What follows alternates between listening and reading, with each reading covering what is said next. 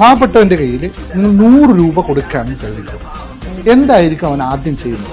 ഭക്ഷണം കഴിക്കും. ഭക്ഷണം കഴിച്ചാൽ 100 രൂപ ഫിനിഷ് ചെയ്യും അല്ലേ? പണക്കാരന്റെ കയ്യിൽ 100 രൂപ കൊടുത്താൽ അവൻ ആദ്യം എന്താ ചെയ്യുക? ഇൻവെസ്റ്റ് ചെയ്യും. അത് തന്നെയാണ് ഡിഫറൻസ്. ഇത് രണ്ടുപേരും ചെയ്യുന്നത് ഒരേ സാധനത്തിന്റെ വ്യത്യസ്തമായ ഭാഗങ്ങളാണ്. ഞാൻ വീട്ടിൽ പണം കഴിക്കുന്ന മരമൊന്നുമില്ല. നിങ്ങളുടെ വീട്ടിൽ പണം കഴിക്കുന്ന മരമുണ്ടോ? ഇല്ല. ഇല്ല. ഓക്കെ. നിങ്ങളുടെ വീട്ടിൽ തെങ്ങുണ്ടോ? തെങ്ങുണ്ട്. തേങ്ങയുണ്ടോ? തേങ്ങ വിറ്റാ കാശ് കിട്ടുമോ? അപ്പൊ തേങ്ങ കൊടുത്താൽ കാശ് കിട്ടുമല്ലോ. അപ്പൊ തെങ്ങ് എന്താണ്? പണം കഴിക്കുന്ന മരം തന്നെയാണ്. ഇല്ല എന്ന് പറഞ്ഞത് എന്താ? ഞാൻ സുന്ദരനാണ് എന്ന് ഞാൻ പറയുമ്പോൾ എനിക്കുണ്ടാവുന്ന കോൺഫിഡൻസ് ഇല്ലേ? ഇതല്ലേ എന്നെ മുന്നോട്ട് നയിക്കുന്നത്. ഇത് ആദ്യം ബിൽഡ് ചെയ്യും നമ്മൾ. ഇതൊക്കെ പ്രാക്ടീസ് ചെയ്യുമ്പോൾ ചെറിയ ചെറിയ റിസൾട്ട് വരും. അപ്പോൾ അവർക്ക് വിശ്വാസം വരും, ഇത് വർക്കിംഗ് ആണ് ചെയ്യുന്നത്. ഞാൻ പഠിക്കാൻ ഉറക്കം വരുന്നു. നോനോ, സമയം സെറ്റ് ചെയ്തിട്ടുണ്ട്, ഡേറ്റ് സെറ്റ് ചെയ്തിട്ടുണ്ട്. നാളെ എല്ലാവർക്കും വേണ്ടി പറയുന്നു, എഴുതി വെച്ചാൽ 100% വർക്ക് ചെയ്തു. ഇപ്പം നമ്മൾ പുസ്തകത്തെ പറ്റി പറഞ്ഞ 8ഓളം പുസ്തകങ്ങളാണ് ഇപ്പം ഞാൻ എഴുതിയിട്ടുള്ളത്. ഇതെല്ലാം നമ്മൾ ഓരോ കാര്യങ്ങൾ നമ്മുടെ ലൈഫിൽ അപ്ലൈ ചെയ്ത കാര്യങ്ങളെ പറ്റിയിട്ട് തന്നെ പറയണം. വല്ല ഒന്നും പുതിയതായിട്ടുള്ള സംഭവങ്ങളൊന്നുമല്ല. നമ്മളിത് പ്രാക്ടീസ് ചെയ്ത് മറ്റുള്ളവർക്ക് പറഞ്ഞു കൊടുത്ത് അവരനുഭവം കൂടി ഇരിക്കുമ്പോൾ നമ്മളിത് പുസ്തകമായിട്ട് പിന്നെ വരുന്നുള്ളൂ. ഇപ്പം നമ്മൾ നമുക്ക് മണിയെ പറ്റി തന്നെ, മണിയുടെ വെൽത്തിനെ പറ്റി തന്നെ ഏകദേശം ഒരു 8ഓളം കോഴ്സുകൾ നമ്മൾ ചെയ്യുന്നുണ്ട്. ഒന്നുമില്ല, മണി ഞാൻ പറഞ്ഞ എനർജിയാണ് നേരത്തെ പറഞ്ഞത്. അതിനെ അലൈൻമെൻറ്റ് ചെയ്യാൻ പറ്റാത്തതാണ് എല്ലാവരുടെയും വിഷയം. അലൈൻമെൻറ്റ് എന്ന് പറഞ്ഞാൽ നമുക്ക് കുറേ തെറ്റായ ധാരണകളുണ്ട്. അതെ, ഇപ്പോൾ മണി മാനിഫെസ്റ്റേഷൻ എന്ന് പറയുമ്പോൾ നമ്മൾ വെൽത്ത് ആഗ്രഹിക്കുന്നു. നമ്മൾ വർക്ക് ചെയ്യുന്നതിൻ്റെ കൂടെ, ഹാർഡ് വർക്ക് ചെയ്യുന്നതിൻ്റെ കൂടെ വെൽത്ത് ആഗ്രഹിക്കുന്നു. അപ്പോൾ ഇതിൻ്റെ അകത്തുള്ളൊരു പ്രശ്നം എന്ന് പറഞ്ഞാൽ ഈ പണമില്ലാത്ത മനുഷ്യർ പണമില്ലാത്തവരായും പണമുള്ള മനുഷ്യർ പണമുള്ളവരായി മാറുന്നു, വീണ്ടും പണം ലഭിക്കുന്നവരായി മാറുന്നു എന്നുള്ളൊരു കോൺസെപ്റ്റില്ലേ, അതും ഇതിൽ തന്നെ ലിങ്ക്ഡ് ആണോ? തീർച്ചയായും അത് തന്നെയാണ് ഇതിൻ്റെ അടിസ്ഥാന തത്വം. C, everything is A mind set. അങ്ങനെ പറഞ്ഞ എല്ലാം എന്തുകൊണ്ട് ദരിദ്രരായി തന്നെ തുടരുന്നു, സമ്പന്നരായി തുടരുന്നു വെച്ചാൽ അവർ സമ്പന്നരായത് കൊണ്ട് വീണ്ടും സമ്പന്നരാകുന്നു എന്നല്ല.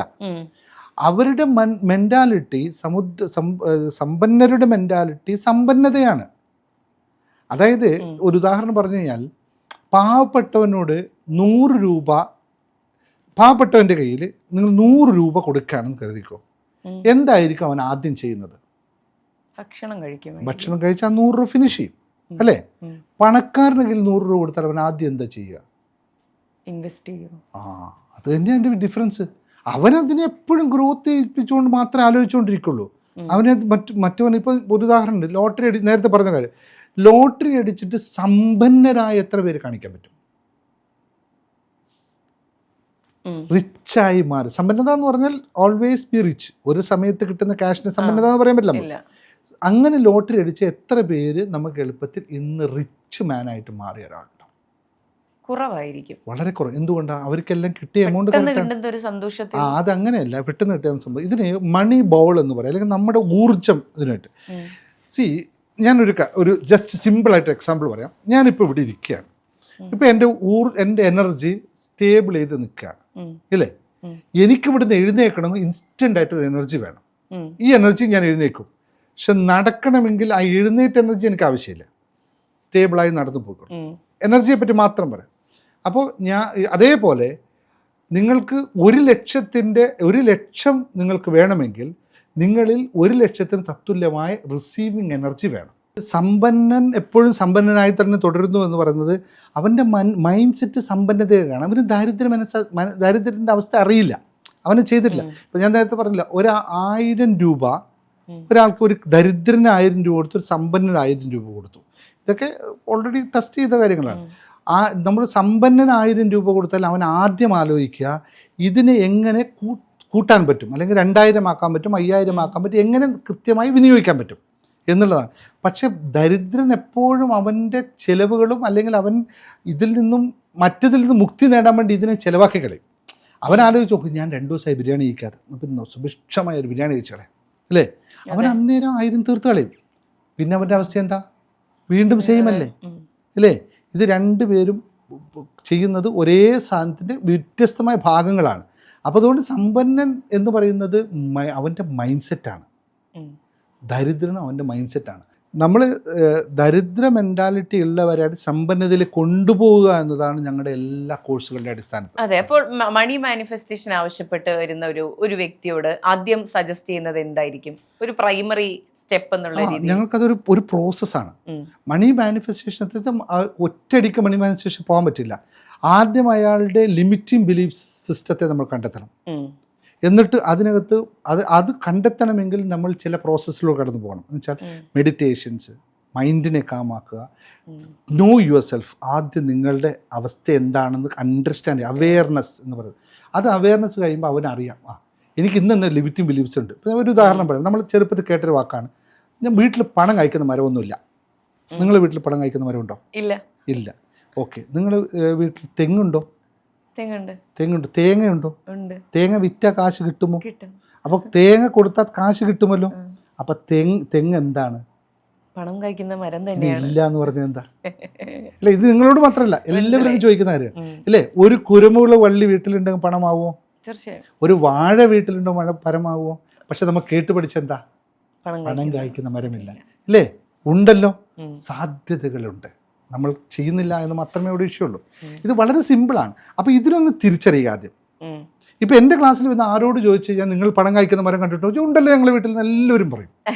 ഇപ്പം ഞാൻ ആദ്യം ചെയ്യപ്പെടുന്ന ക്ലാസ് വരുമ്പോൾ ആദ്യം പറയും, അവർ മൈൻഡ് സെറ്റ് തുടക്കം പറയും എല്ലാവരും ഞാൻ പറയും ആം എൻ വെൽത്തി മാൻ. എല്ലാവരും എൻ്റെ വീഡിയോ താഴെ എഴുതിയിട്ട് കാണാം, I'm wealthy man, I'm a wealthy woman, I'm wealthy man, wealthy woman. ഇതെന്തിനാന്ന് വെച്ചാൽ ഞാൻ അങ്ങനെയാണെന്ന് എന്നെ സ്വയം ബോധ്യപ്പെടുത്തുക ആദ്യം. അപ്പോൾ ഓട്ടോമാറ്റിക് നമ്മൾ മാറും.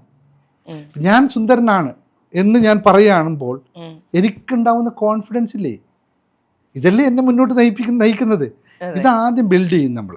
ബിൽഡ് ചെയ്ത് അടുത്ത് പിന്നെ ടെക്നിക്ക് പറഞ്ഞു കൊടുക്കും. ഓക്കെ, ഞങ്ങൾ കയ്യിൽ എഴുതുന്ന ചില ടെക്നിക്കുകളുണ്ട്, ലോ ഓഫ് അട്രാക്ഷൻ്റെ കുറേ ടെക്നിക്കുകളുണ്ട്, അഫർമേഷൻ ടെക്നിക്കുകളുണ്ട്. ഇതൊക്കെ പ്രാക്ടീസ് ചെയ്യുമ്പോൾ ചെറിയ ചെറിയ റിസൾട്ട് വരും. അപ്പോൾ അവർക്ക് വിശ്വാസം വരും, ഇത് വർക്കിംഗ് ആണ് ചെയ്യും. പിന്നെയാണ് അടുത്ത വലിയ ഇപ്പം ഞങ്ങളുടെ ക്ലാസ്സിൽ വന്നതിന് ശേഷം 1 ലക്ഷം രൂപ ആദ്യം ക്ലാസ്സിൽ വന്ന സമയത്ത് 6000 രൂപ ഒരു മാസം ബിസിനസ് ചെയ്യാതിരുന്ന ഒരാൾ കഴിഞ്ഞ പ്രാവശ്യനോട് പറഞ്ഞ് ഒരു മാസം 16.5 ലക്ഷം രൂപ ബിസിനസ് ചെയ്യുന്നുണ്ട്. ഒറ്റ ഒരാളുടെ ഉദാഹരണം, വെറും ഗാർമെൻറ്റ്സിന് മാത്രം 16 ലക്ഷം രൂപയുടെ സാധനം വിറ്റ് വരെ നടത്തുന്നുണ്ട്. ഒറ്റയ്ക്കൊരാൾ 6000 രൂപ പോലും കിട്ടുന്നുണ്ടായില്ല. അങ്ങനെ ഒരുപാട് ആൾക്കാർ എക്സ്പീരിയൻസ് ചെയ്യാൻ പറ്റും. ഞങ്ങൾക്ക് ഇവിടുത്തെ ഒരാളുടെ ഹസ്ബൻഡ് മരിച്ച് ഹസ്ബൻഡായിരുന്നു ബിസിനസ് നോക്കിക്കൊണ്ടിരുന്നത്. അവർക്ക് ബിസിനസ്സിനെ പറ്റി ഒന്നും അറിയില്ല. ഒരു ഹസ്ബൻഡ് മരിച്ചു, ബിസിനസ് ഷട്ട് ഡൗൺ ചെയ്ത് നിൽക്കുകയായിരുന്നു. ഒരു മാസം 2.5 കോടി രൂപ ബിസിനസ് ചെയ്തുകൊണ്ട് സ്ഥാപനമാണ് ഷട്ട് ഡൗൺ ചെയ്യുമ്പോൾ എനിക്ക് നോക്കാൻ അറിയില്ല, എന്ത് ചെയ്യാൻ പറ്റും. അങ്ങനെ കരഞ്ഞ് നിലവിളിക്കുന്ന സമയത്താണ് നമ്മുടെ ക്ലാസ്സിൽ വന്നത്. ഞാൻ ഒറ്റ വാക്കേ പറഞ്ഞു, നിങ്ങൾ ആ ബിസിനസ് തുടങ്ങിക്കോളൂ, ബാക്കിയൊക്കെ നമുക്ക് നോക്കാം. ഇപ്പം ഇന്നലെ വിളിച്ചു പറഞ്ഞു 2 കോടി രൂപ 1.5 വർഷമായി എൻ്റെ ക്ലാസ് തുടങ്ങി. 1.5 വർഷം മുമ്പ് തന്നെ 2 കോടി രൂപ ഹസ്ബൻഡ് മരിക്കുന്നതിന് മുമ്പ് കടമുണ്ടായിരുന്നു. ഇന്നലെ എന്നെ വിളിച്ചു, സാറേ 2 കോടി മുഴുവനായിട്ട് അടച്ചു തീർത്തു, ഇനി എനിക്കാകെയുള്ള മാസം ചെയ്യുന്ന 17 ലക്ഷം 18 ലക്ഷം രൂപ ബിസിനസ് ചെയ്യുന്നുണ്ട്. അത് ബാക്കി കിട്ടേണ്ട റിക്കവറിയൊക്കെ ചെയ്തു, ഈ കടങ്ങളൊക്കെ തീർത്ത് ഇപ്പോൾ സ്വസ്ഥമായി നിൽക്കുന്നുണ്ട് സന്തോഷപൂർവ്വം. ഇതൊക്കെ നമ്മൾ അവരെ മൈൻഡ് സെറ്റിനെ മാറ്റിയെടുക്കും പ്രാക്ടീസ് ചെയ്യുമ്പോൾ. അപ്പോൾ മണി മാനിഫെസ്റ്റേഷൻ എന്ന് പറയുന്നത് മണിയെ മാത്രമല്ല ഫോക്കസ്, മൈൻഡിനെയാണ്. ഈ മണി എന്ന് പറയുന്നത് മൈൻഡാണ് അല്ലേ. നിങ്ങൾക്ക് ഞാൻ നിർത്തുമ്പോൾ 2 കോടി രൂപ കടമുണ്ട് അല്ലേ, അത് നമുക്ക് ഏറ്റവും വലിയ ഭാരമാണ്. പക്ഷെ അതേ സമയത്ത് 2 കോടി സ്വത്തുണ്ടതിനെ പറ്റി നമ്മൾ ചിന്തിക്കാറുണ്ടോ? ഇല്ല. അപ്പം നമുക്ക് പ്രശ്നമില്ലല്ലോ. ഇതൊന്ന് മൈൻഡിനെ ബാലൻസ് ചെയ്തെടുക്കുമ്പോൾ നമുക്ക് കൂടുതലേക്ക് പോകാൻ പറ്റും. അങ്ങനെയാണ് നമ്മളെല്ലാം പ്രാക്ടീസ് ചെയ്തെടുക്കുന്നത്. ഒരുപാട് ആൾക്കാർ റിസൾട്ട്, ഇതൊക്കെ യൂട്യൂബിൽ നോക്കിയാൽ കാണാൻ പറ്റും. ഒരുപാട് ആൾക്കാർ ഇതെല്ലാം പ്രാക്ടീസുകളിലൂടെ മാത്രം നടക്കുന്നത്. നമ്മുടെ ലൈഫിനെ മാറ്റാൻ ലൈഫ് ഇതുവരെ വന്നത് 1-to-1 ക്ലാസ്സുകളാണോ ചെയ്യാറുള്ളത്? ഞാൻ എല്ലാ ദിവസവും ഫ്രീ സെഷൻസ് ആണ്. എവറി ഡേ സൂമിൽ 8 മണിക്കും 8:30 മണിക്കും ഇടയിൽ എൻ്റെ ഫ്രീ സെഷൻസ് ഉണ്ടാവും. എവറി ഡേ ആണ്, ഒരു ദിവസം വേണ്ടി. സൺഡേ യൂട്യൂബിൽ ലൈവ് വരും, ബാക്കി എല്ലാ ദിവസവും സൂം എൻ്റെ കമ്മ്യൂണിറ്റിയുടെ ഭാഗമായാൽ സൂം അതിലേക്ക് കയറാൻ പറ്റും, ഫ്രീ ആയിട്ടുള്ള ക്ലാസ്സാണ്.